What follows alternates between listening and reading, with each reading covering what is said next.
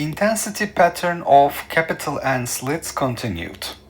The intensity in the interference pattern of capital N identical slits is given by I0 sine n phi over 2 divided by sine phi over 2 squared.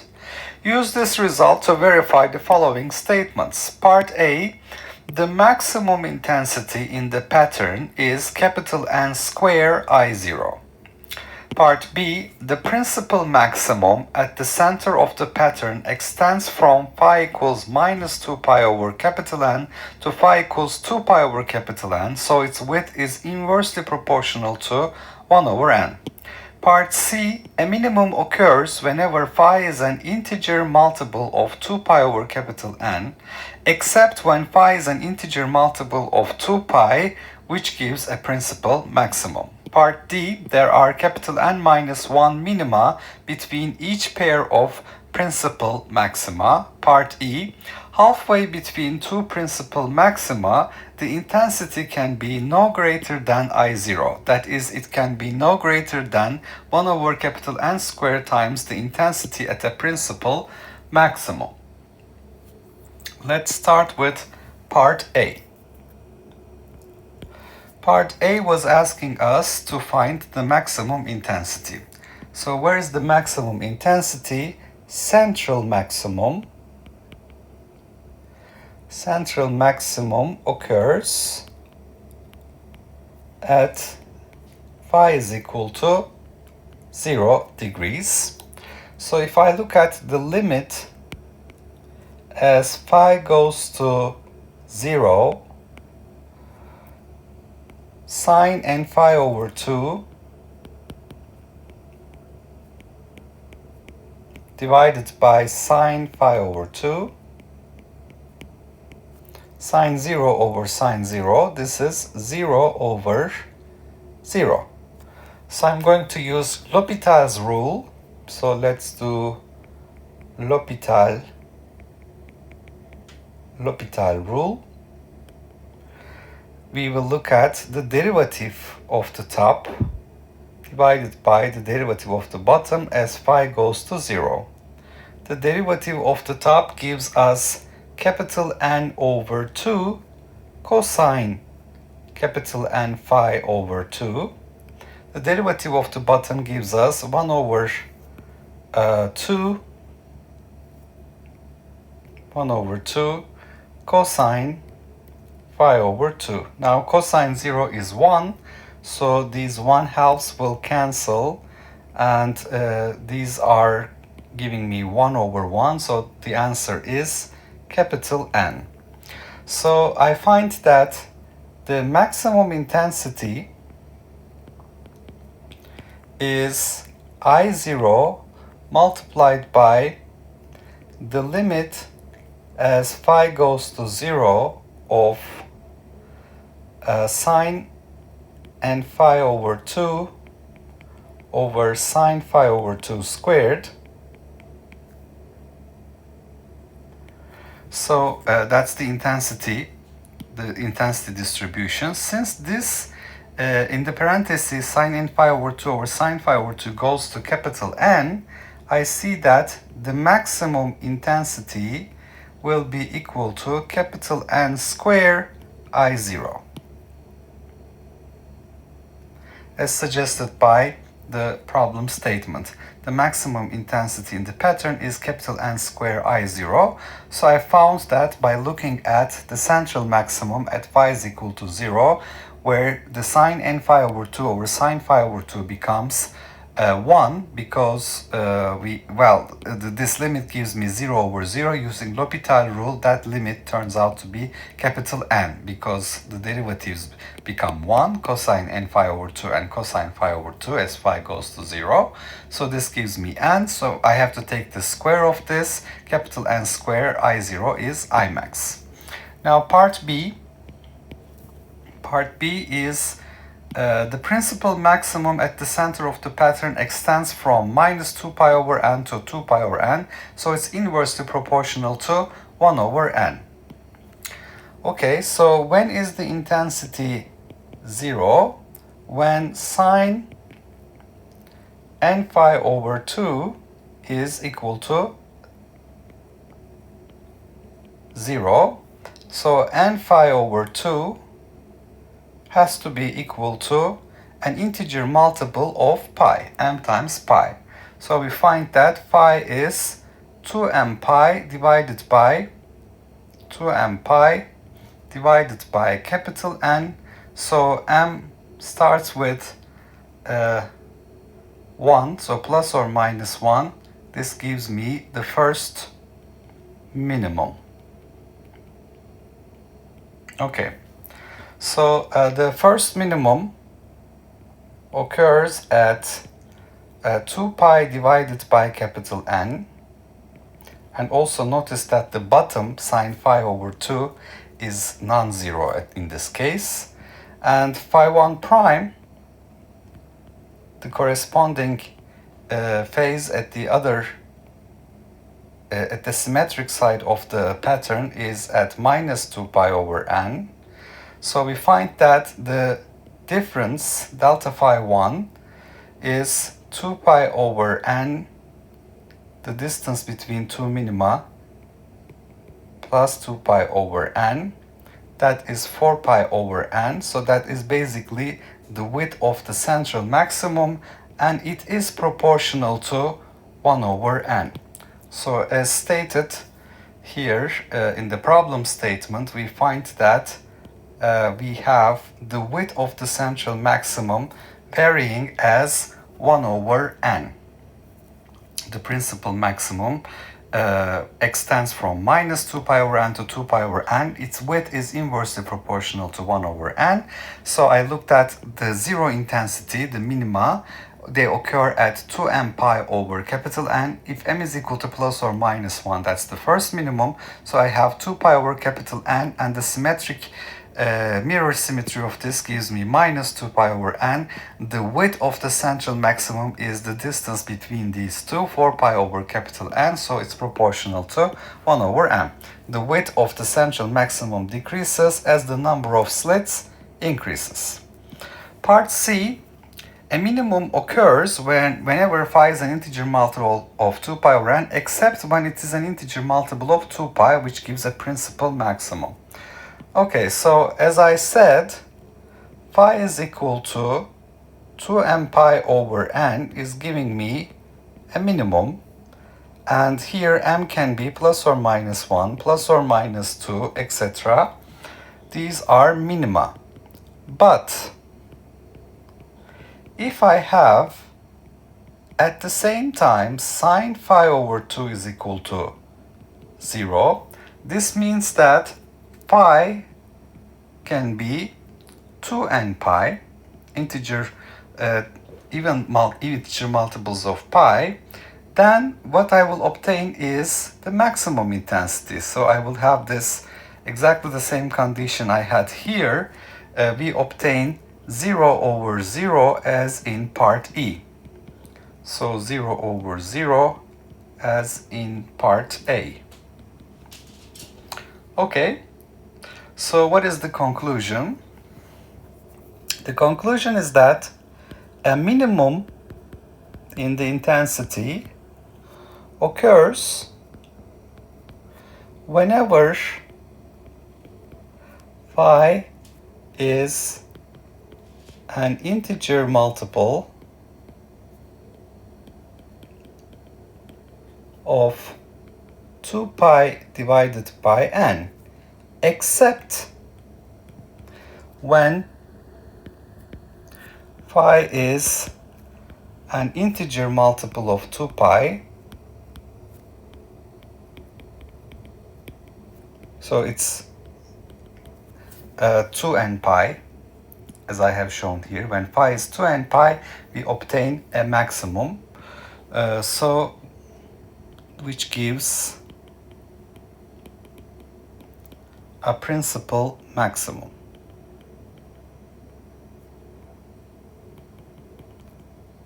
So we can write this as phi is equal to 2m pi over n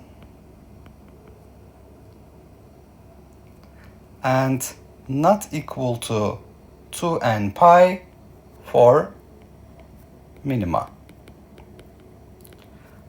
m is plus or minus 1, plus or minus 2, etc. N is also an integer. N is 0, plus minus 1, plus minus 2, etc. N equals to 0 corresponds to pi is equal to 0, which is the central maximum. Okay, so this conclusion is, as suggested in part C, is reached. Now part D, there are capital N minus 1 minima between each pair of principal maxima. Okay, so principal maxima occur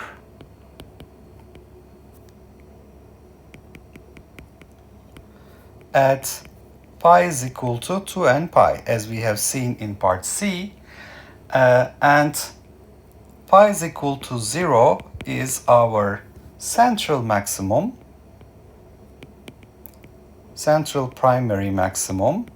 If I put n is equal to 1, phi is equal to 2 pi is the second principal maximum that will be observed. The first one is the central, and the minima are occurring at phi is equal to 2m pi over capital N, 2m pi over capital N. So these are phi is equal to 2 pi over capital N, 4 pi over capital N, plus or minus, we can say, all the way up to 2 times capital N minus 1 pi over capital N. So if you have 2 capital N pi over capital N, this would be equal to 2 pi, which is not allowed. So that would be a maximum. Therefore, the values of phi for minima are restricted to be in this range. So how many minima do we have?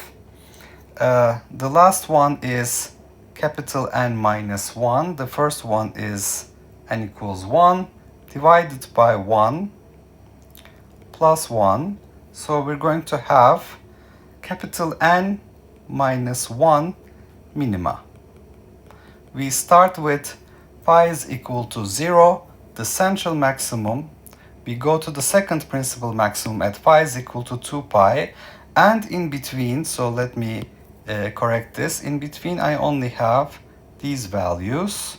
So 2 pi over n, 4 pi over n, so these are in between. Okay, and there are capital N minus 1 minima. Part E.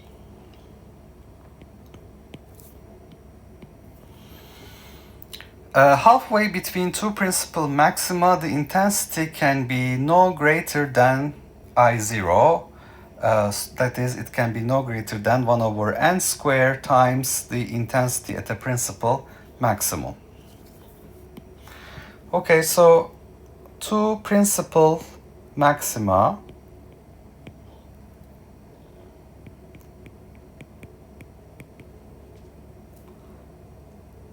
they occur at 2n minus 1 pi and say 2n pi. Now halfway in between, what do we have? Halfway we have 2n minus 1 plus 2n divided by 2 pi. That is 2n minus 1 divided by 2 pi, which is basically n minus 1/2. So those are odd multiples of pi. So for n is equal to 2 here, for example, you would have 4 minus 1, 3 over 2 pi, so odd multiples of pi on top. If n is equal to 3, you would have 6 minus 1, 5 pi, odd multiples of pi divided by 2. So that's what we have. Now, if I look at the intensity, Sine of capital N phi over 2 would be